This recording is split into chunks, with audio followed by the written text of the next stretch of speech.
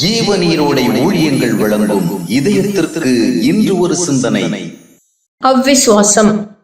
தேவனுக்கு விரோதமான பல பாவங்களின் உண்மையான பிறப்பிடம் அவ்விசுவாசமே.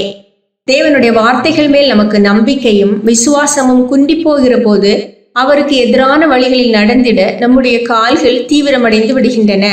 கானகத்தில் பயணம் செய்து கொண்டிருந்த இஸ்ரவேலர்களிடம் கீழ்ப்படியாமை, முறுமுறுப்பு, எதிர்த்து நிற்கும் போக்கு போன்ற பாவங்கள் அடிக்கடி வெளிப்பட்டன. இவைகளுக்கு மூல காரணம் தேவன் மேல் அவர்கள் கொண்டிருந்த அவிசுவாசமே. தேவனுடைய வழிகள் செம்மையானவைகள். தேவனுடைய வழி நடத்துதல்கள் ஆசீர்வாதங்களுக்கு நேராக நம்மை கொண்டு சேர்ப்பவை. தேவன் எல்லா சூழ்நிலைகளுக்கும் போதுமானவர். ஆனால் இந்த நம்பிக்கைகள் குன்றும் போது அங்கே பலவித தவறான வழிகள் தோன்றிவிடுகின்றன.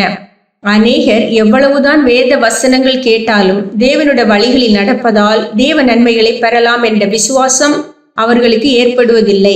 எனவேதான் அவர்கள் சுய ஞானம் சார்ந்து உலகத்துக்கு ஏதுவான வழிகளில் முன்னுக்கு வரவும் நல்ல நிலைகளை அடையவும் விரும்புகிறார்கள். அது அவர்களுக்கு பலவித பாவங்களை செய்ய வேண்டிய கட்டாயத்தை கொடுக்கிறது. எரோபியம் என்ற ராஜா தேவனால் ஆசீர்வாதம் பெற்றவன். ஆயினும் அந்த தேவனை நம்பி வாழாமல் குறுகிய வழிகளில் தன்னுடைய ராஜ அந்தஸ்தை காத்துக்கொள்ள முயற்சித்தான். அவ்விசுவாசம் அவனை தேவனுக்கு எதிரான தவறுகளை செய்ய வழி நடத்தியது. ஆதியிலே பிசாசானவன் ஏவாளை முதலாவது அவ்விசுவாசம் என்ற பாதையிலேயே இழுத்தான். நீ தேவன் சொன்னதையெல்லாம் அப்படியே நம்பினால் நீ உயர்நிலையை அடைய முடியாது என்ற விதமாகவே பேசினான். அதனுடைய பிரதிவிளைவாக கீழ்ப்படியாமையும் வழி விலகுதலும் ஏற்பட்டது. அவர்கள் ஆசீர்வாதத்தை இழந்து போனார்கள். அநேகர் உண்மையாய் இருப்பதை விட புத்திசாலியாக இருப்பதையே விரும்புகின்றனர். நேர்மையாய் வாழ்வதை விட திறமையாய் வாழ்வதையே விரும்புகின்றனர். தாழ்மையாய் இருப்பதை விட தந்திரமாய் இருப்பதையே தெரிந்து கொள்கின்றனர். ஏனென்றால் அவர்கள் தேவனுடைய வழிகளில் நம்பிக்கை வைத்து அவ்விதம் வாழ்ந்தால் ஆசீர்வாத நிலையை அடைய முடியும் என்று விசுவாசிக்கவில்லை.